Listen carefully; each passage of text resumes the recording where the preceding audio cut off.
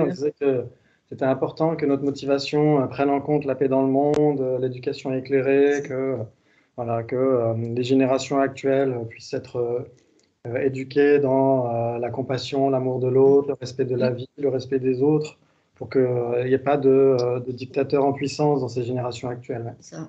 C'est notre motivation aussi pour étudier tout ça. Et donc, ça tombe bien que tu arrives. Comme ça, tu peux nous dire de quoi on a parlé la dernière fois. De beaucoup de choses. Des yogachara que je ne comprends pas beaucoup. Ok. Où je m'en mets les pieds. Ouais. Quand j'ai l'impression de comprendre, Oui. voilà. Il y a une porte qui s'ouvre et une autre qui se ferme. Ah, ça, c'est ceux-là, ils sont incompréhensibles. Et c'est ça. Oui, ils sont difficiles à comprendre. Ils sont difficiles à comprendre. La dernière fois, on s'était posé la question, est-ce que c'était les seuls, une partie des Chittamatrins, ceux qui suivent Arya Sangha, ou encore les Chittamatrins qui acceptent l'aspect vrai, à accepter les 8 consciences. Et j'ai eu un doute, mais en fait, en effet, si on regarde les cartographies, les doxographies Gelugpa, ce sont les seuls à accepter 8 consciences. Mais si on regarde par exemple le traité des 5 sagesses et des 8 consciences du troisième Karmapa, Rangjung Dorje, commenté par le vénérable Thangu Rinpoche, on voit qu'en effet, il semble qu'il y ait eu une fusion entre le Chittamatra et le Madhyamaka, ce qui a pu donner le Yogacara Swatantrika Madhyamaka. Et d'après leur point de vue, ces Yogacara Swatantrika acceptent aussi 8 consciences. Donc c'est pour ça que parfois on peut avoir des doutes quand on lit un texte, puis après on lit un autre texte, etc. On ne sait plus de quoi il s'agit. Donc ça dépend des cartographies, en fait, des écoles tibétaines, parce que chaque école tibétaine a bien sûr des cases bien rangées, etc. Et ne vont pas être d'accord les unes avec les autres. Puisque déjà c'était le cas en Inde, hein, donc comme les traditions tibétaines sont les dignes héritières de la tradition de Nalanda, et comme dans la tradition de Nalanda personne n'était d'accord, on fait pareil chez les Tibétains. Donc en fait, s'il y a quand même un certain consensus par rapport au tronc commun du bouddhisme, les 4 nobles vérités, les choses comme ça c'est sûr, on est tous d'accord là-dessus. Mais après, il y a des interprétations différentes, comme vous le savez. Très bien. Donc, normalement, chez les Gelugpa, quand on regarde les doxographies Gelugpa, seuls les Chittamatrins qui acceptent l'aspect vrai, ou encore une autre division, les Chittamatrins qui suivent les Écritures, acceptent les 8 consciences et personne d'autre. Donc ça, voilà, c'était juste pour redire ça. Ok, donc on avait dit que pour eux, il n'y a pas d'objet extérieur à la conscience. Vous voyez que tout ce qui apparaît à la conscience, c'est une même entité avec cette conscience. Ok, donc ça, on l'avait vu. Normalement, ça, vous l'avez compris. Ça, on a compris. Oui, oui. Ok, oui, et ben voilà. Et ben alors. C'est pas mal, hein. Vous savez tout. C'est ça. Et alors, moi, j'ai une question. Est-ce que la Laya Vijnana, donc cette 8e conscience, elle est individuelle? Enfin, individuelle. Voilà, elle est individuelle. Hein, c'est elle qui porte finalement le karma et tout ça. Exactement, c'est même l'illustration de la personne pour ces tenants-là. Mais donc, elle est individuelle. Hein. Elle est individuelle. Est-ce qu'elle ne correspond pas comme ça au continuum de conscience des Prasangika? Ah oui, oui, tout à fait.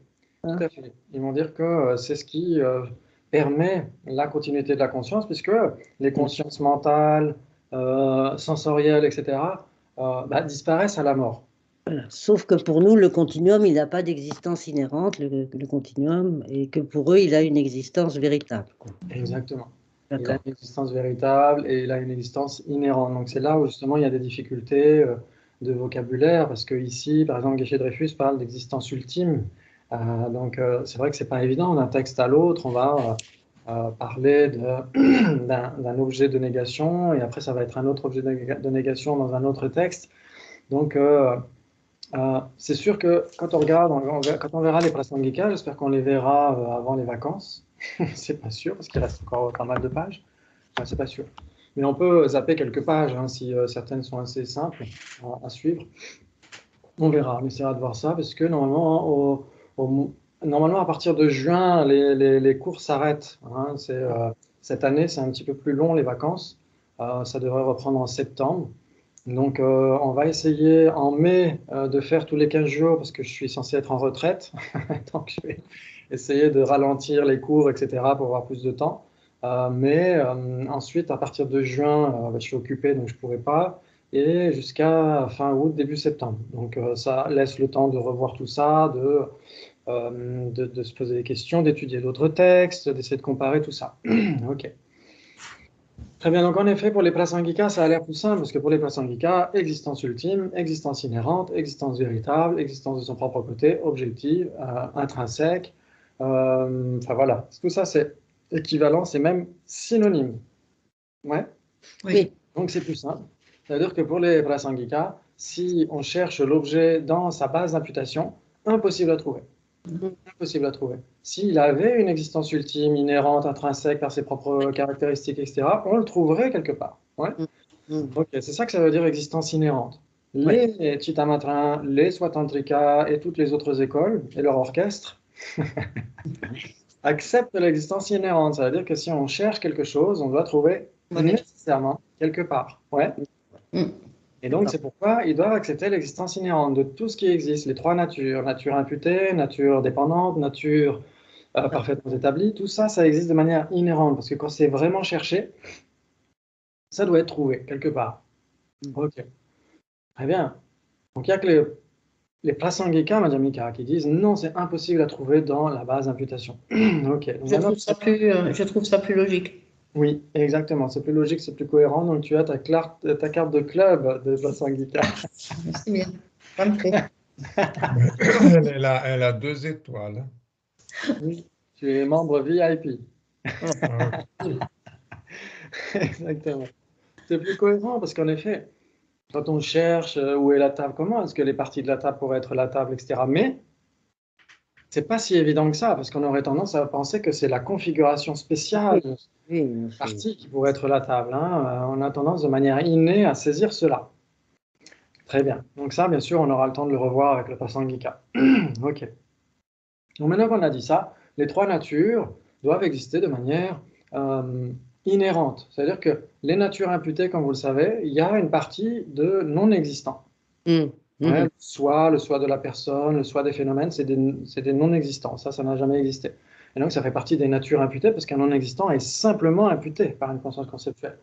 Hein, exactement comme corne de lapin. Quand on pense à corne de lapin, la corne de lapin n'est rien d'autre qu'un concept, n'est rien d'autre qu'une simple imputation. Ouais. Oui. Ok. Et donc, c'est pourquoi les Chittamatrins disent que les non-existants sont inclus dans les natures imputées. Mais dans les natures imputées, il y a aussi les permanents. Parce que les permanents, comme chez les Sautrantika, ce sont des phénomènes qui dépendent d'une imputation pour exister. Ouais. Oui. Donc, ce sont des existants simplement imputés. Ce n'est pas simplement des simples imputations. Dans ce cas-là, c'est des existants simplement imputés, les phénomènes permanents. Ok. Très bien. Donc, Kunkian Jamyang Shepa, dans le Drupta Chammo, dit quand vous avez un ensemble de non-existants et un ensemble d'existants qui sont ensemble, qui sont mis dans le même sac, ce sac, du coup, devient existant. Ouais. Donc, c'est pourquoi ils disent que les natures imputées, ça existe en général. Quand on dit la nature imputée, en général, ça existe. Ouais. Oui. Ok. Même si cette nature imputée inclut des non-existants. Voilà. D'accord. Ok. Et donc, cette nature imputée, en général, existe et existe de manière inhérente. Ouais. Parce que s'ils cherchent l'espace incomposé, par exemple, ils doivent le trouver dans ses parties constituantes. Ils doivent trouver les directions, par exemple, les directions spatiales. Ils vont dire, bah, c'est ça l'espace quand on cherche. Ok. Très bien. Et donc, tout ce qui existe, nature imputée, nature dépendante, nature imaginaire, ou nature parfaitement établie, ou nature parachevée, on peut voir dans certains textes, existent de manière inhérente. C'est-à-dire que si on les cherche vraiment, on doit les trouver.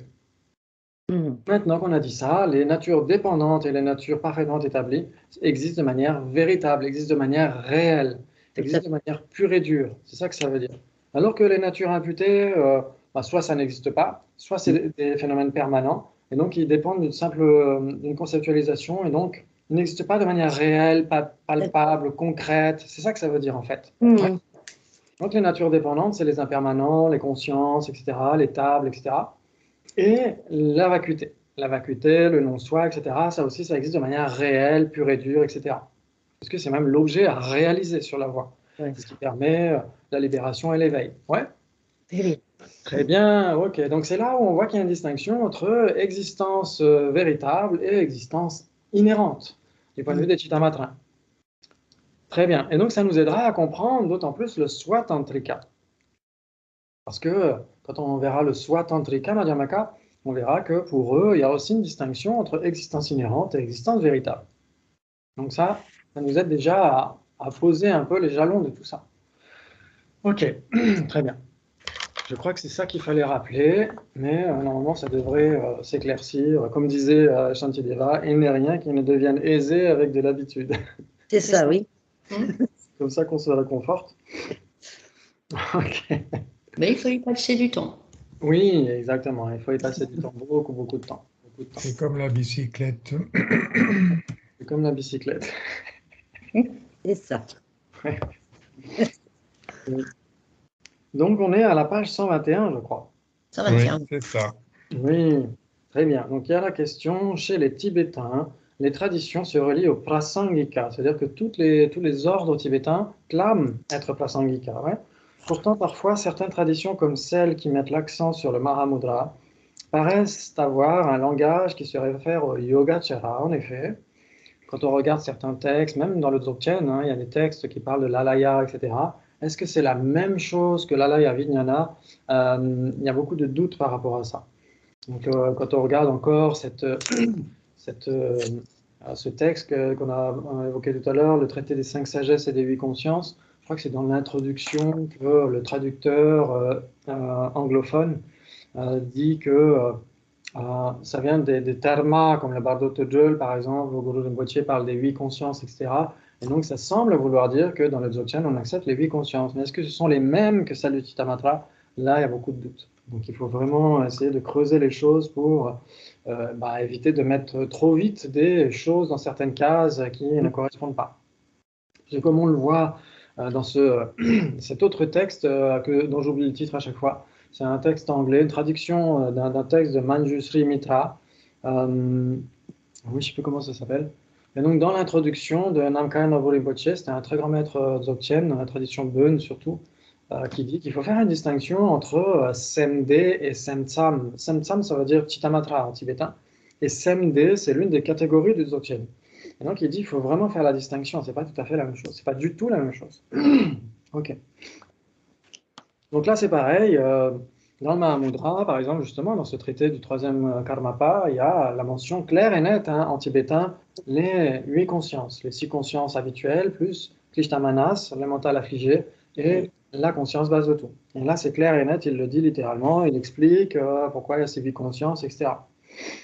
Ok. Et donc, c'est pourquoi on a l'impression, justement, que les Karmapas sont Chitamatra, ce qui n'est pas le cas. Ils sont Prasangika. Tout le monde prône le Prasangika. Donc, la réponse, c'est assez compliqué. Ah bon? D'accord. C'est assez compliqué. Le modèle Gelugpa des Prasangika accepte l'existence d'objets extérieurs. Mais cette façon d'expliquer des Prasangika, qui se base fortement sur Acharya Chandrakirti, n'est pas partagée par certaines autres traditions, par certains autres maîtres qui pensent que le Prasangika n'implique pas l'existence d'objets extérieurs. Et on peut imaginer un Prasangika qui n'accepterait pas les objets extérieurs. Donc c'est sûr que quand on lit Acharya Chandrakirti, le Madhyamakavatara en particulier, l'entrée au milieu, c'est difficile d'imaginer qu'il puisse accepter les objets extérieurs, l'absence d'objets extérieurs, parce qu'il y a toute une partie dans le 6e chapitre où il réfute le Chitamatra. Donc c'est très très difficile d'accepter que Chandrakirti lui-même accepterait que les objets seraient une même entité avec la conscience. Et quand on regarde Shantideva, c'est pareil, dans le 9e chapitre, on voit qu'il remet en question le Chitamatra, etc., etc. On voit aussi dans le Bodhicitta Vivarana de Acharya Nagarjuna, on voit qu'il remet en question les écoles précédentes, Vaibhashika, Sautrantika, Chitamatra, il les remet en question. Donc c'est pourquoi c'est difficile d'imaginer qu'un Prasangika puisse accepter cette non-dualité entre les objets extérieurs et la conscience. Ok. Très bien, mais ils ont certainement des raisons pour le dire, s'ils le disent. On pourrait penser qu'il y a une contradiction philosophique entre le Prasangika et le rejet des objets extérieurs, mais cela reste à démontrer. Donc en effet, il y a par exemple ce texte qui s'appelle The Unique Tenets of the Consequence School, qui parle des 8 points difficiles ou des 8 points subtils du Prasangika, Et justement, il y a cette réfutation de la conscience base de tout, de l'autocognition, en fait, des points mentionnés par le Chittamatra, par une école du Chittamatra. Mais les contradicteurs pourraient très bien dire oui. Ça réfute en effet l'autocognition existant de manière inhérente, ça réfute une alaya vijnana qui existerait de manière inhérente, mais ça ne les réfute pas au sens conventionnel. Donc certains pourraient dire ça, pourquoi pas. Ok. Étudiant, c'est étrange qu'il y ait sous la même étiquette prasangika des maîtres qui acceptent les objets extérieurs et d'autres pas. Donc en effet, comme il le dit, oui, mais rappelez-vous ce dont on a parlé, ce ne sont que des étiquettes. C'est-à-dire que ce sont des moyens qui nous permettent d'aborder les différents textes, les différentes pensées. Ces étiquettes ne nous donnent pas la vérité ultime sur ces pensées, mais un premier abord. Donc, comme on l'a dit, c'est toujours artificiel, une doxographie, une cartographie, un GPS, c'est toujours artificiel. Le GPS ne sera jamais la route elle-même. Ça veut dire que ce qui est mentionné par rapport à Acharya Chandrakirti, Acharya Baba Viveka, etc., ce qu'on mentionne a posteriori, ça ne veut pas nécessairement dire qu'eux acceptaient ça. Par exemple, Baba Viveka, quand il commente le Madhyamaka Shastra d'Arya Nagarjuna, il est persuadé de suivre les pas de Arya Nagarjuna, de commenter exactement le point de vue de Arya Nagarjuna. Mais à la postérité, dit que Baba Viveka est Swatandrika Madhyamika. Il n'est pas Prasangika. Donc lui, jamais n'aurait dit « Ah non, moi je suis Swatandrika, j'accepte une existence inhérente, etc. » Ce sont juste des conséquences de son point de vue. Le fait qu'il accepte une existence inhérente lui-même ne dit pas qu'il accepte une existence inhérente. Mais c'est en filigrane dans son point de vue. Quand il dit qu'il faut des syllogismes autonomes, dans ce cas-là, c'est sûr que autonome, ça veut dire inhérent, indépendant, intrinsèque, etc. Donc dans ce cas-là, on l'interprète comme swatantrika dans ce cas-là. Ok, bon ça on aura le temps d'en reparler. Ok, elle est utile, donc ça c'est pour les étiquettes, très bien, donc ça on peut passer. Ok, on peut revenir donc à la page 122, au second paragraphe, un texte de Arya Maitreya qui parle des deux vérités, la différenciation du phénomène et de la nature du phénomène, le Dharma, Dharmata Vibhaga. C'est l'un des 5 traités de Arya Maitreya, et donc il dit que tout peut être résumé dans le phénomène et sa nature. Donc dans un substrat et la caractéristique de ce substrat, comme une table et sa vacuité par exemple. C'est un peu le même principe. Donc, tous les phénomènes peuvent être résumés dans les deux vérités. La vérité ultime, c'est la nature ultime des choses, le phénomène ultime, final, qui, lorsqu'il est pris comme objet de méditation, permet l'élimination de tous les obstacles, aussi bien les obstacles des afflictions, le voile afflictif, que, et surtout, le voile cognitif, les obstacles à la connaissance complète. Ouais. Très bien. Qu'est-ce que tu as dit, obstacle des obstacle des, c'était quoi? Des passions, donc afflictifs, les afflictions. Ah, Ouais. oui, d'accord. Je crois que c'était pardon. Ouais, c'est le vocabulaire ici employé par Geshe Dreyfus. Donc c'est affliction. Voilà, exactement. Passion égale affliction. Donc Okay. c'est le voile afflictif et ensuite le voile cognitif. Ouais. Pardon. Donc ça veut dire que pour eux, c'est ça chez les Chittamatra, c'est-à-dire qu'une vérité ultime, c'est ce qui est pris comme objet de méditation qui permet d'éliminer les voiles. C'est ça que ça veut dire, une vérité ultime pour eux. Alors qu'une vérité conventionnelle, c'est quand c'est pris comme objet de méditation, ça ne permet pas d'éliminer les voiles. Ouais. Donc c'est là où on fait cette distinction chez eux.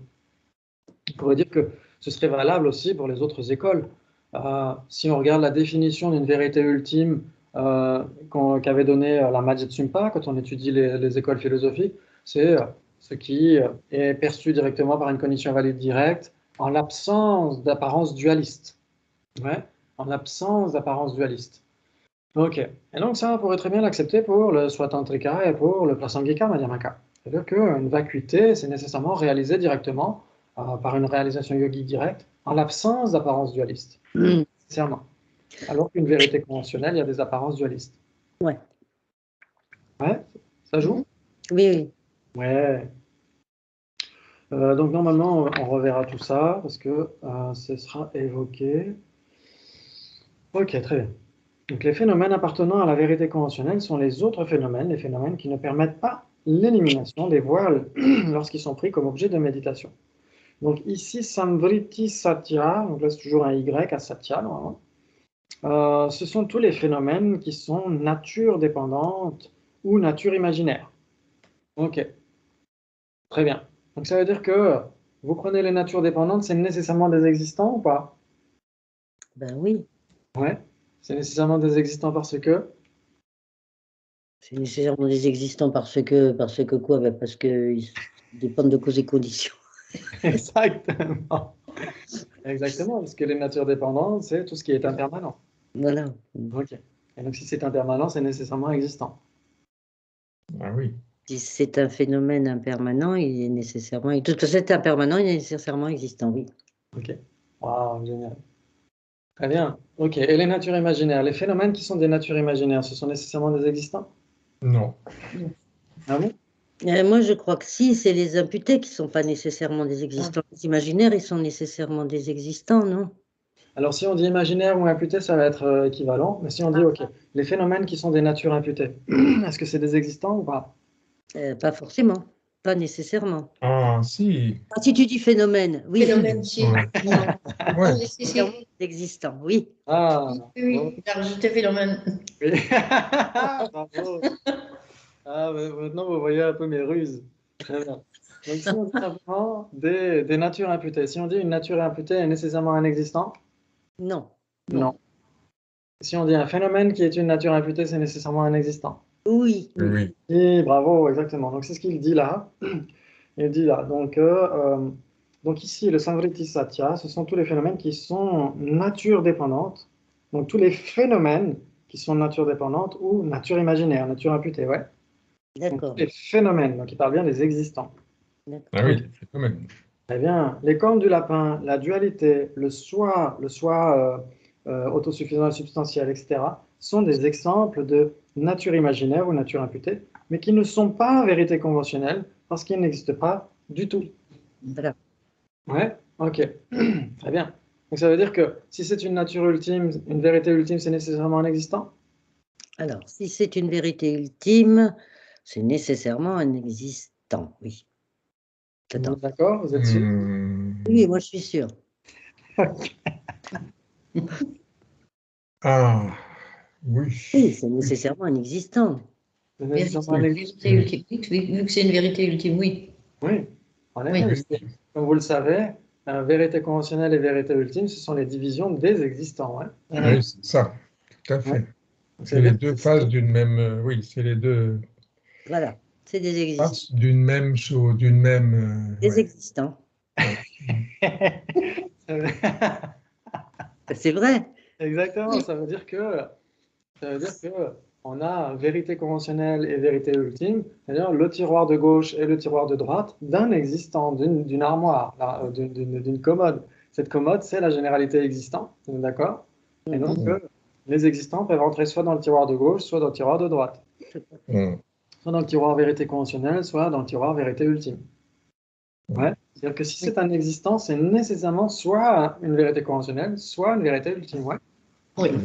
Ok, il n'y a aucun existant qui pourrait échapper à ces deux tiroirs. Eh bien non. Ok, très bien, bravo. Ok, donc si c'est une vérité ultime, c'est nécessairement un existant. Si c'est une vérité conventionnelle, c'est nécessairement un existant. Ben oui.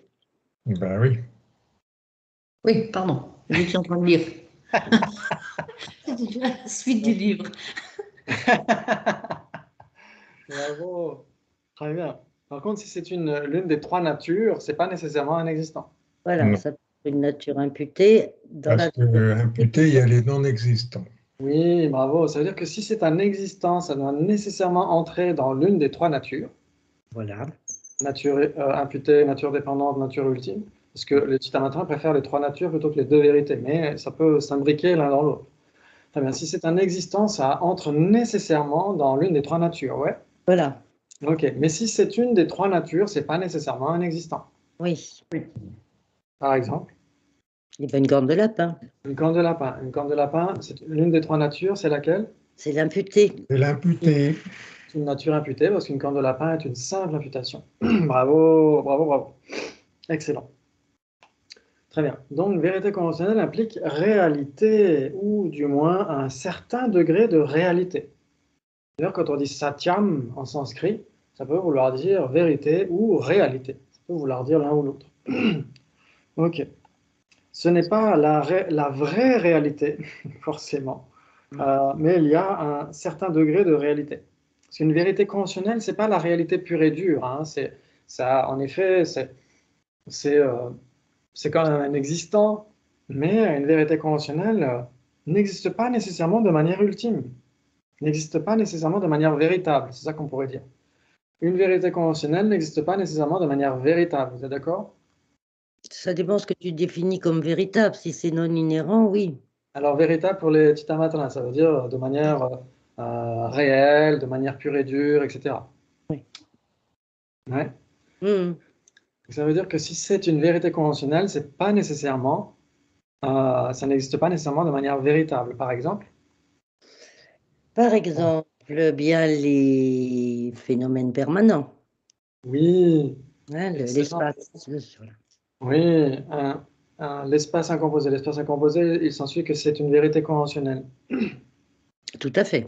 C'est une Oui, vérité conventionnelle parce que, C'est une vérité conventionnelle parce que parce que c'est un existant. donc si c'est un existant, c'est nécessairement une vérité conventionnelle? Non, non. Vérité conventionnelle, tout simplement parce qu'on la dénomme et parce que voilà, enfin parce que c'est une non-obstruction, parce qu'elle a une fonction, parce que qu'est-ce que je vais te dire d'autre, moi? Alors, souvenez-vous que pour les Chittamatra, tel que c'est défini ici par Geshe-Dreyfus, une vérité conventionnelle, c'est quand c'est pris comme objet de méditation, ça ne permet pas d'éliminer les voiles. Ouais, Voilà, ben, ça permet pas d'éliminer les voiles. exactement, tout à fait. L'espace incomposé est une vérité conventionnelle parce que ça existe et ce n'est pas une vérité ultime. Voilà. Oui, ou parce que si on le prend comme objet d'observation, comme objet de méditation, ça ne permettra pas d'éliminer les voiles. Ouais. D'accord. Ok, très bien. Ok. Donc il s'ensuit que l'espace incomposé est une vérité conventionnelle, on est d'accord. L'espace incomposé n'existe pas de manière véritable parce que. C'est un conceptuel parce qu'il est connu par une conscience conceptuelle. Exactement, parce qu'il dépend entièrement d'une conscience conceptuelle qui l'impute. Ouais. Donc ça veut dire qu'il n'existe pas de manière véritable, de manière concrète, palpable, etc. Ouais. Mm. Ok, très bien, très bien.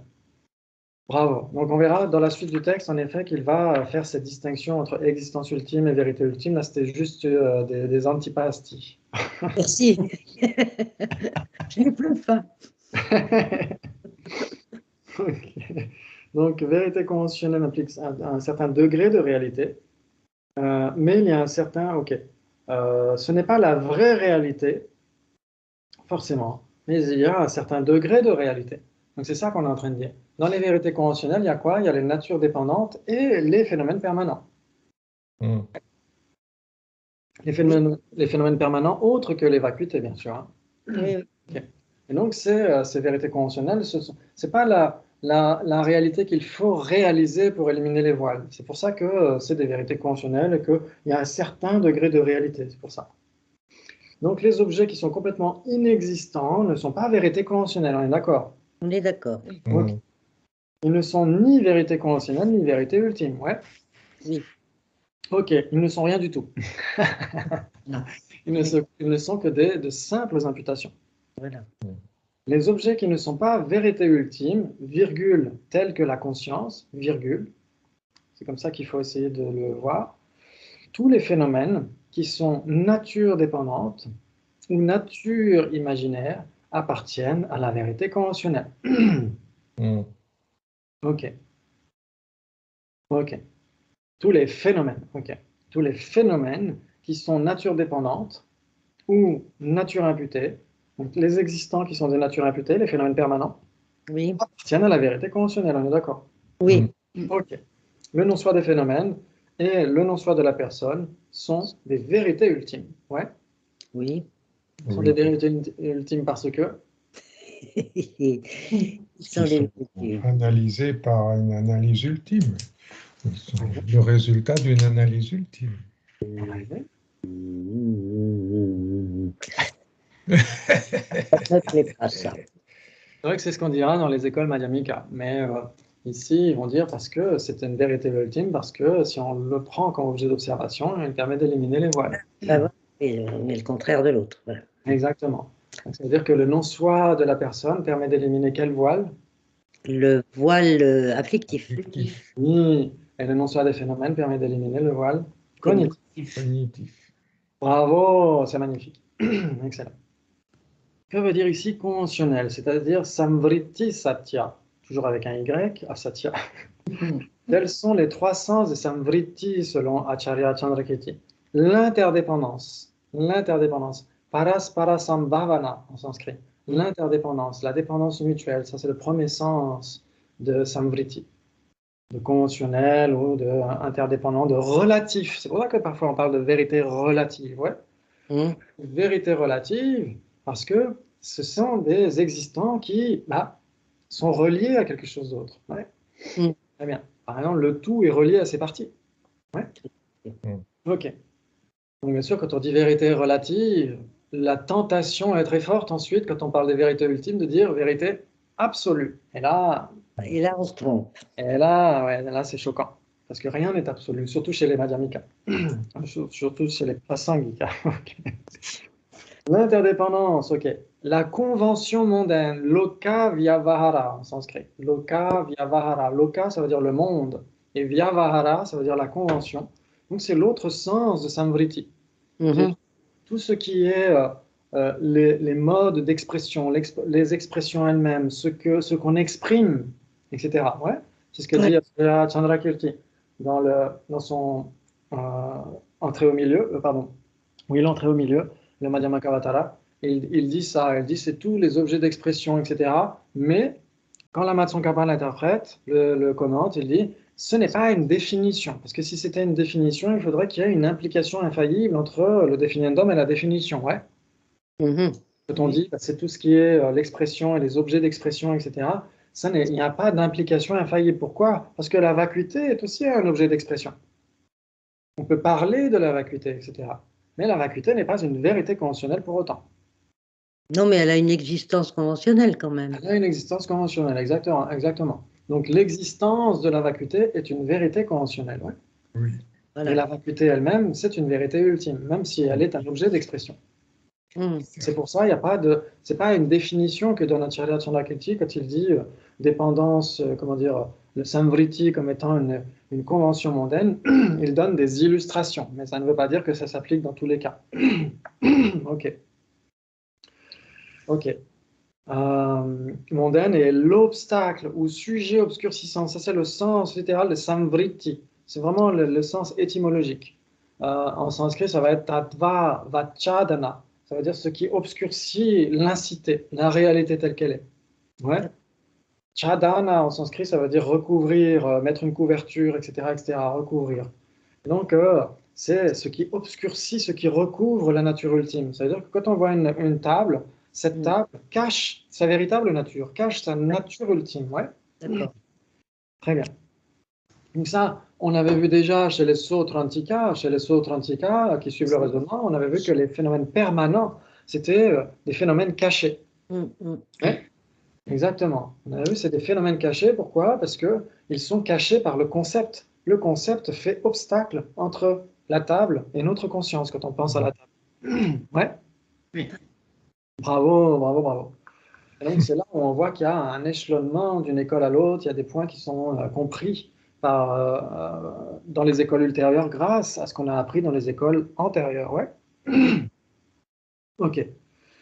Très bien, donc ces 300, c'est très important, très important. C'est capital de comprendre que quand Acharya Chandrakirti parle de samvriti, satya, quand il parle de vérité, d'un existant qui n'est pas une vérité ultime, il peut vouloir dire vérité voilée ou vérité obscurcissante. Il peut vouloir dire vérité conventionnelle ou il peut vouloir dire vérité relative. D'accord. Ouais. Et donc, c'est très dangereux de traduire ces maîtres-là, parce que si on traduit et qu'on met toujours le même mot, c'est dangereux. C'est dangereux. Ouais. C'est-à-dire que, est-ce que pour un Bouddha, une table est une vérité obscurcissante?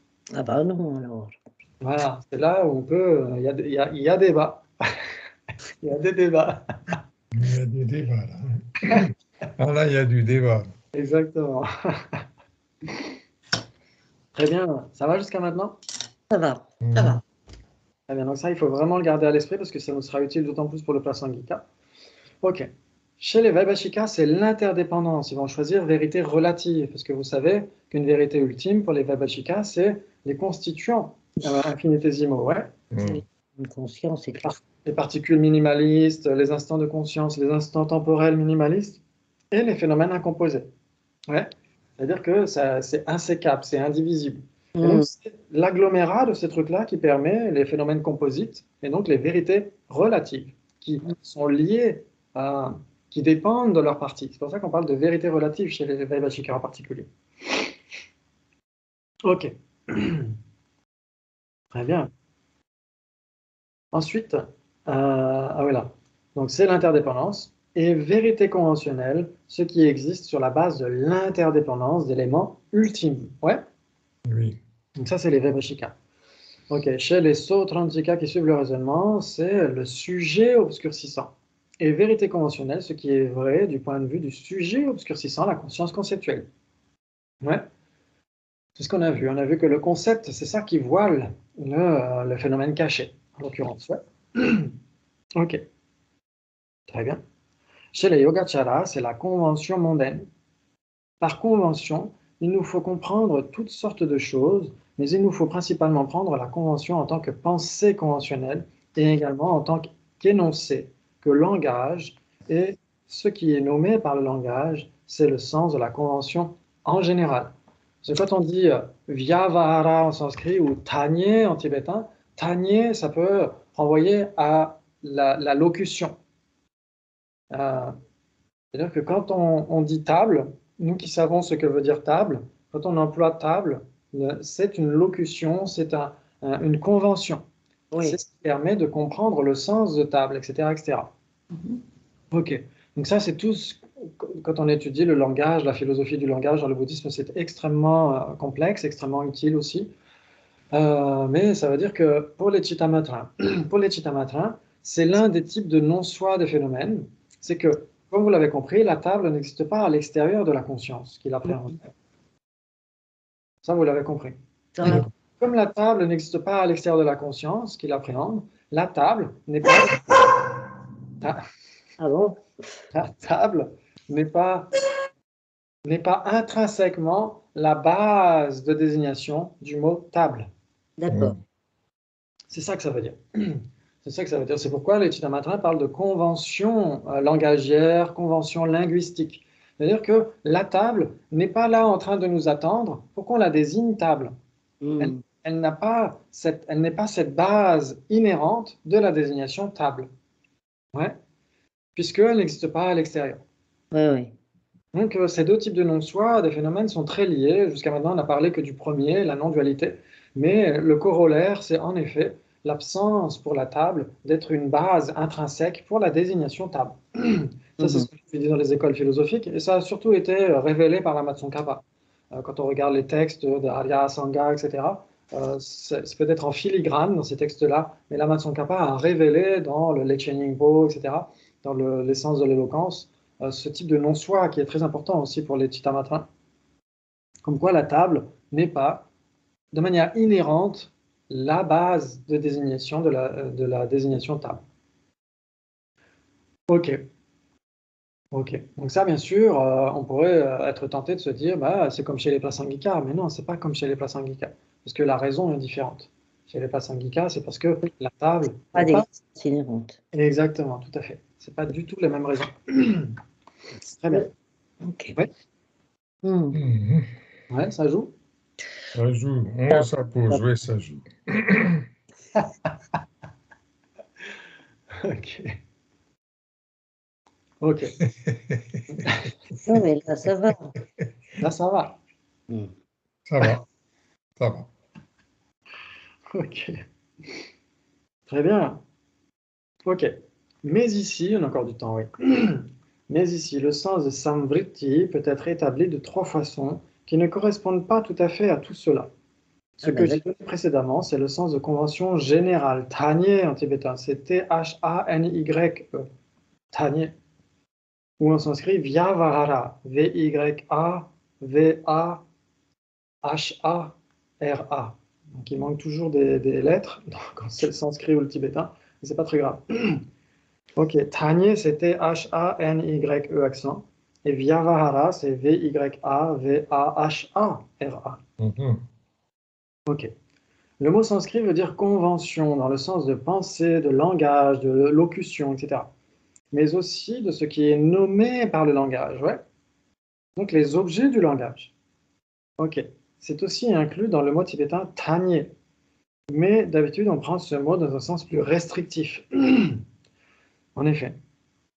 Donc, comme on l'a dit, quand on dit un terme, un mot, ça peut être ming en tibétain, nama en sanskrit. Ça peut être da, le symbole, ou samketa en sanskrit. Et ça peut être vyavahara, la locution, le terme, etc., etc., ou tanye en tibétain. Donc, en fait, il y a trois termes qui sont employés dans la philosophie du langage pour évoquer comment est-ce que la première fois on est introduit à la signification d'une table, comment est-ce que nous, on l'emploie ensuite au sein d'une convention, quand tout le monde parle la même langue, etc., etc. C'est juste des nuances supplémentaires, c'est pas très grave. Ok, très bien. Néanmoins, Acharya Chandrakirti dit que la convention, c'est tout cela, pensée, langage, ce qui est nommé par le langage. Et donc, c'est pourquoi la Matsankapa dit, oui, en effet, ça renvoie à tout ça, sauf à la vacuité. La vacuité est nommée par le langage, mais elle n'est pas une convention pour autant, elle n'est pas une vérité conventionnelle pour autant. Oui. Ouais. Ok. Ok. Ici, donc, le Samvriti de Samvriti Satya va être la convention mondaine, donc la vérité conventionnelle, parce que Satya, ça veut dire vérité. Et on va plus particulièrement parler de trois choses, de la conscience conceptuelle qui impute et qui donne un nom, de la conscience à laquelle la dualité apparaît, c'est-à-dire la conscience ordinaire, tous les états de conscience des êtres ordinaires, excepté pour les aspects autoperceptifs et des mots significatifs du langage. Ok. Ok. Attends, il a dit 3, moi j'en ai entendu que 2. D'accord. Ok. Ah, t'as pas le texte sous les yeux. Ben non, moi j'ai pas le bouquin, tu comprends bien. Oui, oui, oui. Donc j'essaie d'articuler mieux. Alors. Donc il dit, on va parler de trois choses. Oui, Ok. De la conscience conceptuelle qui impute et qui donne un nom, de la conscience à laquelle la dualité apparaît, oui, entre parenthèses, c'est-à-dire la conscience ordinaire, tous les états de conscience des êtres ordinaires, excepté pour les aspects autoperceptifs, fermez la parenthèse virgule, et des mots significatifs du langage. d'accord, Ouais. d'accord, d'accord. Donc ici, c'est pour ça que quand bon, on le verra par la suite. On verra par la suite que pour les prasangika, il y a une distinction entre samvriti et samvriti satya, entre convention et vérité conventionnelle. Ouais. Oui, oui, oui. C'est-à-dire que convention, ça veut dire bah, tout ce qui existe nécessairement existe de manière conventionnelle. Ok. Mais quand on dit samvriti satya, vérité conventionnelle, dans ce cas-là, ça veut dire que c'est vrai au regard de l'ignorance, Oui, c'est ça. ouais, qui saisit un soi. Donc, Oui. dans ce cas-là, c'est beaucoup plus vénéneux, d'une certaine manière. Alors que simple Existence convention. conventionnelle et vérité conventionnelle, c'est ça. Exactement. Existence conventionnelle et vérité conventionnelle, euh, il y a, il y a trois possibilités entre les deux. Voilà. Ouais. C'est-à-dire que si c'est une vérité conventionnelle, ça existe nécessairement conventionnellement, mais si ça existe conventionnellement, ce n'est pas nécessairement une vérité conventionnelle. Par exemple, une vérité ultime. Voilà. Ouais. Ok. Bravo, bravo. Très, très bien. Donc là, ici, il y a ces trois choses. La conscience conceptuelle qui impute et qui donne un nom, la conscience à laquelle la dualité apparaît, et les mots significatifs du langage. Ok. Donc le satya, toujours avec un Y, c'est ce qui existe du point de vue de ces trois choses, ici chez les Chittamatra. Ces trois choses sont la façon d'expliquer la même chose. Elles ne sont pas indépendantes, au contraire. Il y a une interconnexion étroite entre ces trois choses. Ce sont trois façons différentes d'expliquer Samvriti. Samvriti, ici, ce n'est pas l'interdépendance, ce n'est pas le sujet obscurcissant, c'est la convention mondaine, comprise comme la conscience qui dénomme la conscience erronée, dualiste et le langage. D'accord. Donc, ces trois choses, ouais. Ok. Ce qui est vrai de ce point de vue-là, c'est Samvriti Satya pour les Madhyamika. Ce sera différent. Ok. Waouh! Donc ça veut dire, comme on l'a dit pour les Chittamatrins, pourquoi? Parce qu'une vérité conventionnelle n'est pas de manière inhérente la base de la désignation qu'on lui attribue. Ouais. Oui. Et donc c'est pourquoi tout ça c'est conventionnel, ça veut dire qu'une table, un phénomène permanent, etc., sont des vérités conventionnelles, parce que ça apparaît à une conscience dualiste. Ça apparaît à une conscience dualiste. La conscience désigne ceci comme étant cela, etc. Donc désigne l'entité de l'objet et désigne de manière prédicative. C'est ce que dit Lama Tsongkhapa dans le Lekshin Ningbo. Il dit qu'on parle de l'entité même de la table. On dit c'est une table. Et il y a aussi la désignation prédicative. Cette table est jolie.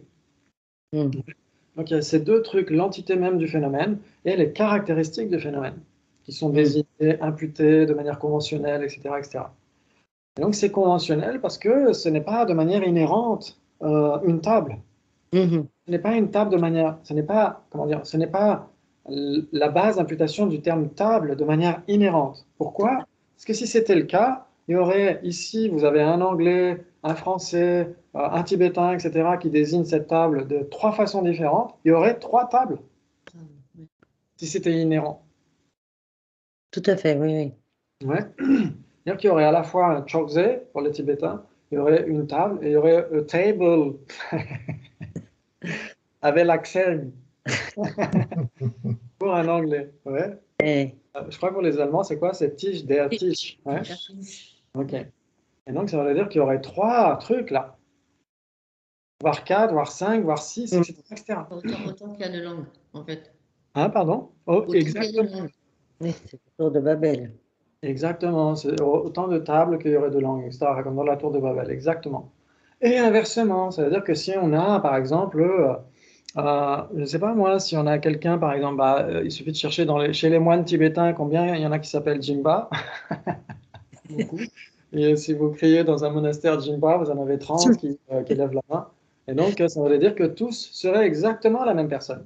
Il y avait une connexion inhérente entre l'appellation et le phénomène appelé. Ouais. Oui. Ok, donc ça fait partie des raisons données par les Chittamatrins disant qu'en effet, puisqu'il n'y a pas de table à l'extérieur de notre conscience, cette table n'est pas la base d'imputation inhérente de sa désignation. Bravo, bravo. Donc ça c'est très important, c'est pour ça que c'était vraiment important de le rappeler. Ensuite, une question. Ici, éliminer ne veut pas dire éliminer de façon provisoire, mais abandonner de façon définitive. Donc ça, c'est certainement par rapport aux objets d'abandon, je crois, c'est une question là-dessus. Quand on abandonne le désir, on abandonne non seulement les états manifestes du désir, mais la graine même qui produit le désir. Ok, toutes les tendances qui produisent le désir. Ok. C'est ça qu'on appelle un objet d'abandon ou un abandon. Ouais, quand on parle des réalisations d'abandon, les qualités d'abandon et les qualités de réalisation des Bouddhas, quand on dit les qualités d'abandon, ça veut dire que tout ce qu'ils ont éliminé, tout ce qui était souillé, ils l'ont éliminé. Définitivement. Ouais, ça c'est vraiment définitif. Il n'y a aucun état d'éveil dans le bouddhisme indo-tibétain qui soit temporaire. C'est pas comme dans le Chan ou dans le Zen, etc., où on a certains types d'éveil, pas nécessairement l'éveil final d'un Bouddha, mais certains types d'éveil qui peuvent être temporaires. Okay. Ça, c'est possible. Et on pourrait même dire, pourquoi pas, dans le monde indo-tibétain, quand on dit un certain type d'éveil, par exemple quelqu'un qui reconnaît la nature de l'esprit, qui reconnaît Rigpa, par exemple dans le Dzogchen, cette personne reconnaît Rigpa, mais cette personne n'est pas continuellement dans Rigpa. Cette personne devient distraite à un moment donné, l'esprit ordinaire revient, etc. Et donc, cette personne cesse d'être éveillée d'un certain point de vue. D'un certain point de vue. Mais dans le Dzogchen, on accepte que quelqu'un qui a obtenu l'état d'éveil final, le Samyak Sambodhi, l'éveil final, ne chute plus de cet état-là. Donc, ça veut dire qu'il y a quand même différentes connotations quand on parle de l'éveil d'une école à l'autre, etc. Là, c'est pareil, il faut faire attention. Oui. Ok. Très bien. Mais normalement, quand on parle d'un abandon, c'est un abandon définitif. Ouais. Oui. Ok. Sauf dans certains cas. Bah, bien sûr. On va pas donner ça. Quand on parle de l'abandon des afflictions du désir sur sur les niveaux correspondants. Par exemple, quelqu'un qui a développé le samadhi, la concentration en un point, qui arrive dans la sphère de la forme, par exemple, cette personne abandonne les afflictions du désir, de la sphère du désir, ouais. Mais ne les abandonne pas réellement, elle abandonne les afflictions sur le niveau de concentration de la sphère de la forme. Donc il y a quand même une formulation différente. Et en général, quand on dit un abandon d'une affliction, etc., c'est nécessairement un abandon définitif, c'est-à-dire de l'affliction et de ses graines, de son orchestre. Ouais. Ok. Donc ça, gardez-le bien à l'esprit. Après, les détails, certaines exceptions, quand on change quelques mots, etc., ça, c'est pas très grave. Mais quand on parle d'un abandon, c'est définitif. Donc c'est parmi les aspects des vraies cessations. Il y a sortie définitive, ouais. Il y a libération définitive. C'est le quatrième aspect, la troisième vérité. Ok, quand on abandonne le désir, on abandonne non seulement les états manifestes du désir, mais la graine même qui produit le désir. Toutes les tendances qui produisent le désir. Lorsqu'on pratique Vajrasattva, vous connaissez la pratique de Vajrasattva, oui? Oui,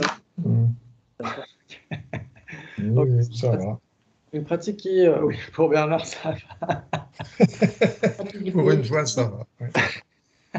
Donc pour toi, c'est Vajrasattva. Ah, ça me va. Ça me va, ça me va. Donc Vajrasattva, c'est une pratique qui relève du contexte des tantras, une pratique de purification. Ouais. Donc c'est une forme de Guru Yoga d'une certaine manière. Bon, normalement, toute pratique tantrique est une forme de Guru Yoga de toute façon. Et donc là, on essaie de purifier nos négativités, les graines, etc., au travers de cette pratique et d'une récitation d'un mantra particulier. Qu'est-ce qu'il faudrait faire le soir avant de se coucher, c'est ça? Oui, très bien, exactement. Avant de se coucher ou le soir, oui, en fin de journée en tout cas. Surtout pour les personnes qui pratiquent les tantras, les personnes qui ont des samayas, qui ont des engagements tantriques, sont censées se souvenir de la déité régulièrement, mais on l'oublie tout le temps. On l'oublie tout le temps. Et donc, ça engage des offenses à nos samayas. Et donc, si on récite normalement 21 fois Vajrasattva, le long mantra de Vajrasattva, 21 fois par jour, ça évite que ce karma se démultiplie. Parce que si on ne purifie pas les négativités, elles se démultiplient à chaque jour qui passe. Ça, c'est l'aspect exponentiel du karma. Donc, faire la pratique de Vajrasattva, ça évite justement que ces choses ces négativités se développent. Normalement, d'ailleurs, le 1er juin, il devrait y avoir une session à Vajrayogini à Toulouse sur les visualisations en général dans les tantras et en particulier par rapport à Vajrasattva. Normalement, c'est un mercredi soir. Si ça vous intéresse, je mettrai les infos de Vajrayogini Toulouse sous la vidéo. Ok. Et donc, lorsqu'on pratique Vajrasattva, on élimine les obstacles, mais on n'abandonne pas ces obstacles. On ne touche pas à la racine qui a créé ces obstacles. On ne touche cette racine que par la méditation sur le non-soi, sur la vacuité. Ça, c'est vraiment fondamental. C'est-à-dire qu'il n'y a que la réalisation directe de la vacuité qui permet d'éliminer les graines karmiques. Et les graines des afflictions aussi, pendant qu'on y est, tant qu'à faire. Oui. Donc ça veut dire que si on fait des purifications de Vajrasattva, etc., ça permet d'entamer le mûrissement de ces graines. Mais seule la réalisation directe de la vacuité permet l'élimination de ces graines. C'est-à-dire que si on prend un arat du Pratimokshayana, un arat du véhicule fondamental, il a des tonnes de sacs de graines avec lui derrière dans son continuum. Il en a des tonnes et des tonnes, des silos de graines karmiques. Il en a une infinité. Mais ces graines karmiques ne peuvent plus germer. Pourquoi? Parce qu'il a éliminé les afflictions. Le karma ne peut germer que grâce à certaines afflictions. La soif, la saisie, etc. Ouais, vous êtes d'accord? Le karma, en tout cas, qui projette des renaissances. Ok. Donc ça veut dire qu'un arat, il a toujours ces tonnes de graines, mais ces graines ne pourront plus jamais germer, c'est terminé. Alors qu'un Bouddha, lui, il n'a même plus de graines karmiques. Ouais, c'est ça la différence aussi.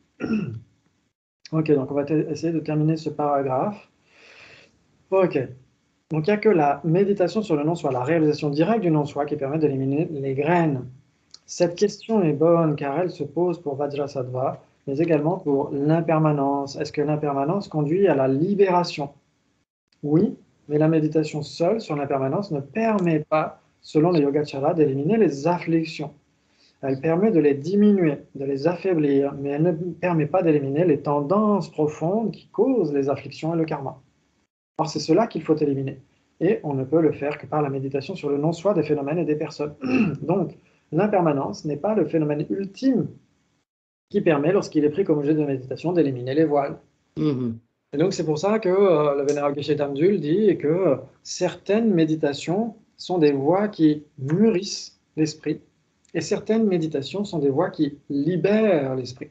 C'est-à-dire que seule la réalisation de la vacuité permet de libérer, alors que les autres types de méditation ne sont pas totalement inutiles, mais sont des voies qui mûrissent l'esprit, qui permettent de préparer l'esprit ensuite à cette méditation sur la vacuité.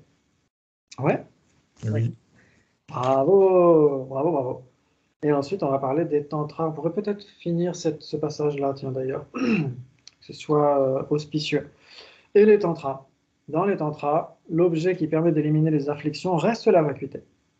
La méditation sur la déité devient une façon de rendre plus forte, plus rapide la méditation sur la vacuité. Mais elle ne la remplace pas.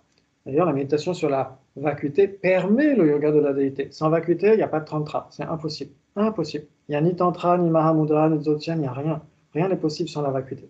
Alors que tout est possible avec la vacuité, c'est ce que dit Alaya Nagarjuna. Le moment de conscience qui élimine les afflictions est un moment qui n'a comme objet que la vacuité.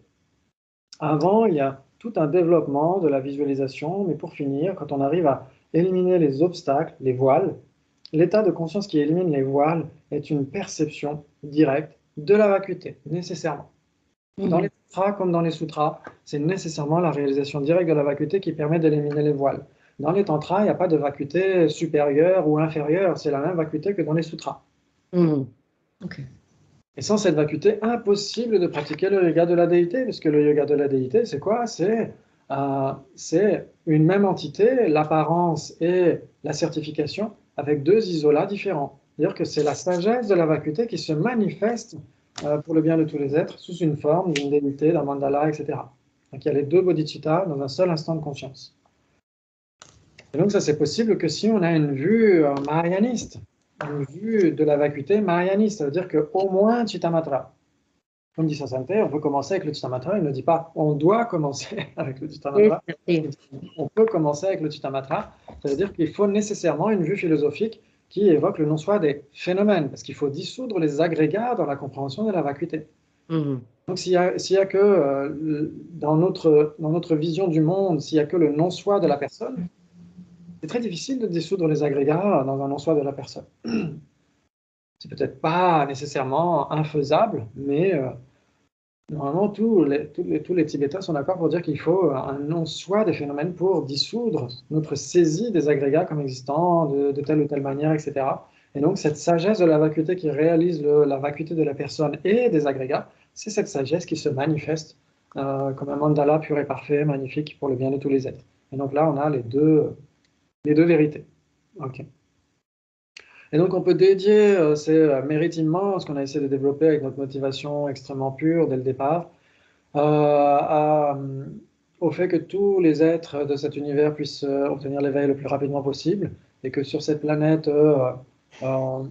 les dictateurs perdent leur pouvoir et que les personnes qui prônent l'humanisme et les actes prosociaux et l'entente, l'harmonie, etc., et de plus en plus de pouvoir sur cette planète, que l'éducation éclairée, que les générations actuelles et futures apprennent le respect des autres, le pardon, la bienveillance, la compassion, etc., et que tout se passe pour le meilleur du monde, pour tous les réfugiés, et qu'il y ait de moins en moins de souffrance dans ce monde et ailleurs. Merci beaucoup, et à vendredi prochain. Merci. Ok.